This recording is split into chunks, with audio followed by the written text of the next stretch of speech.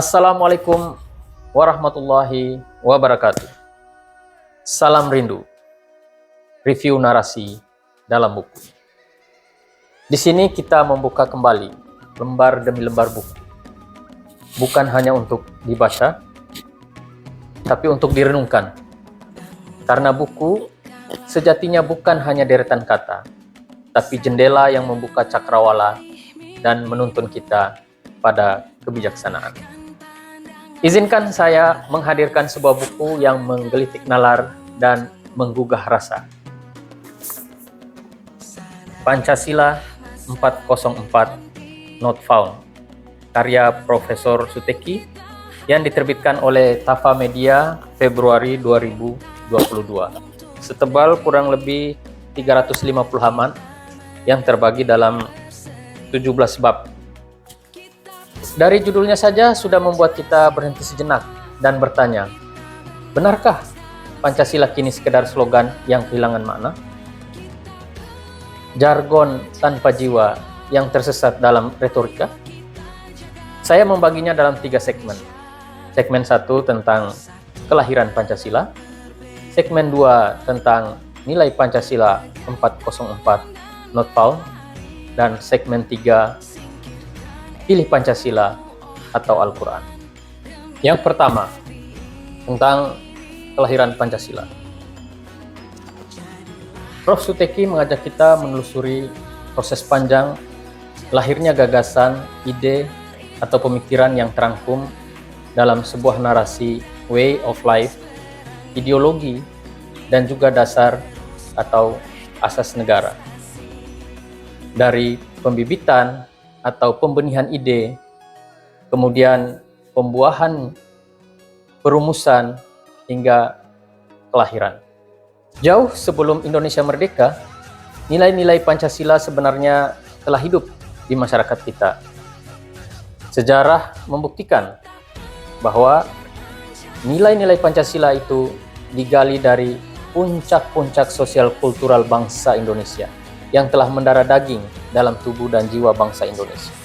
Nilai-nilai yang terpendam, disemaikan, dan telah dicoba untuk dikawinkan, kemudian diusahakan untuk dikonkretkan dengan membuat rumusan agar lebih mendapatkan kepastian hukumnya melalui BPUPK, Badan Penyelidik Usaha-Usaha Persiapan Kemerdekaan, 29 Mei hingga 1 Juni, kemudian ada Panitia 9 menghasilkan Piagam Jakarta 22 Juni 1945.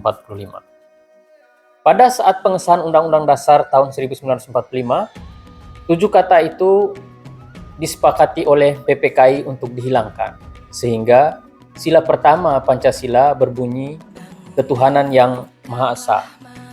Sedangkan sila lain tetap bunyi dan susunannya sesuai naskah Piagam Jakarta. Hingga di sini kita dapat menyaksikan bahwa Pancasila yang disahkan bersamaan dengan pengesahan Undang-Undang Dasar 1945 pada tanggal 18 Agustus 1945. Di sini Pancasila telah memperoleh legitimasi dan legalitasnya. Tapi mengapa Kepres nomor 24 tahun 2016 menyebutkan 1 Juni sebagai hari lahir Pancasila? Disinilah sikap kritis Prof. Suteki yang menyoroti dari sisi politik hukumnya. Antara lain misalnya, beliau berpendapat bahwa Kepres dari sisi hukum tata negara dan hukum administrasi negara adalah sebuah produk hukum yang bersifat konkret, individual, dan selesai. Lalu, bagaimana bisa hari lahir Pancasila itu ditetapkan dengan Kepres yang memiliki sifat khusus dan tidak berlaku umum untuk seluruh rakyat? Menurut beliau, menyangkut soal dasar negara, ideologi negara, hari lahirnya Pancasila tidak tepat ya dituangkan dalam bentuk Kepres yang pertimbangan hukumnya lebih individual dan subjektif. Oleh karena menyangkut soal negara, maka pertimbangannya tidak boleh sepihak, melainkan harus melibatkan wakil rakyat yang duduk di DPR maupun MPR, sekaligus juga turut melibatkan partisipasi rakyat sebagaimana diatur dalam Undang-Undang Nomor 12 Tahun 2011 tentang pembentukan peraturan perundang-undangan. Oleh karena itu, lebih tepat dengan undang-undang atau jika mungkin dengan ketetapan MPR agar tidak mudah diubah sesuai dengan kemauan rezim yang berkuasa. Yang kedua, nilai Pancasila 404 not found. Ini bagian yang paling tajam dari buku ini. Nilai Pancasila not found. Ya, sebuah istilah yang berasal dari dunia internet saat kita mencari sesuatu tapi tak ditemukan. Ketika aspirasi rakyat tidak didengar, kalaupun didengar tidak dipahami, kalaupun dipahami tetap tidak ditindaklanjuti. Ambiar bukan? Ya, akhirnya rakyat memilih slogan Gojek, selalu ada jalan. Jalan lain itu adalah salah satunya dengan lukisan di dinding atau mural. Lalu di mana? Kemana Pancasila? Salahkah jika ada yang menyatakan nilai Pancasila 404 not found?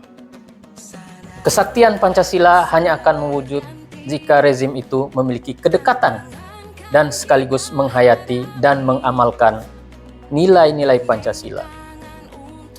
Jika suatu rezim justru jauh dan menjauhkan sistem pemerintahannya dari penerapan nilai Pancasila, maka Pancasila tidak lebih hanya sekedar mantra-mantra yang sudah kehilangan ruh kesaktiannya. Justru yang menggejala adalah kesakitan Pancasila. Dan kesakitan Pancasila itu hanya sebagai alat legitimasi kekuasaan, bahkan sebagai alat menindas rakyat oleh pemerintah negara. Yang harusnya menjadi alat rembuk, bukan alat gebuk, menjadi alat rangkul, bukan alat pukul. Dan yang ketiga, Pancasila, pilih Pancasila atau Al-Quran. Ini menurut saya yang paling sensitif. Pertanyaan yang sempat viral di tes wawasan kebangsaan. Pilih mana? Pancasila atau Al-Quran?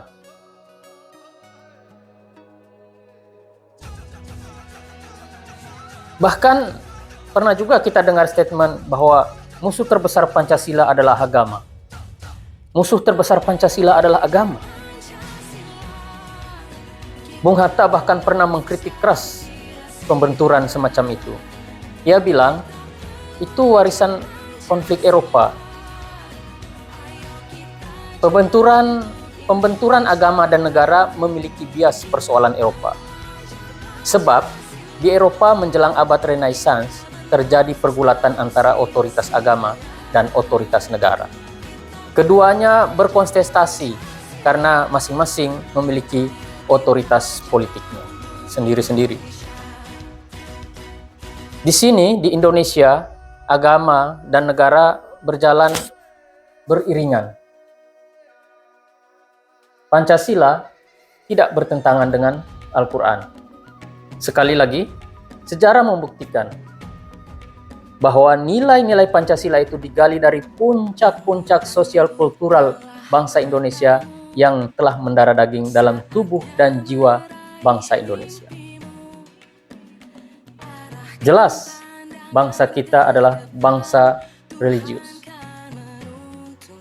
Ada data yang dikemukakan oleh seorang etnolog Austria bernama Wilhelm Schmidt yang menyatakan bahwa bangsa-bangsa di Asia dan juga Asia Tenggara mempunyai karakter religius. Mereka bertuhan dengan beragam keyakinan. Pancasila dan Al-Quran merupakan sumber dalam pembentukan, penerapan, dan penegakan hukum di Indonesia. Mempertentangkannya berarti berpikir ateis, ahistoris, dan anomis. Sehingga jika ada pertanyaan yang merupakan pilihan, maka tidak perlu dijawab. Karena pertanyaan itu cacat secara logika dan dipenuhi intrik politik berbalut kesesatan berpikir. Demikianlah Rindu kali ini, review narasi dalam buku. Jika Anda suka dengan konten seperti ini, silahkan komen, like, dan subscribe. Salam Rindu, review narasi dalam buku. Assalamualaikum warahmatullahi wabarakatuh.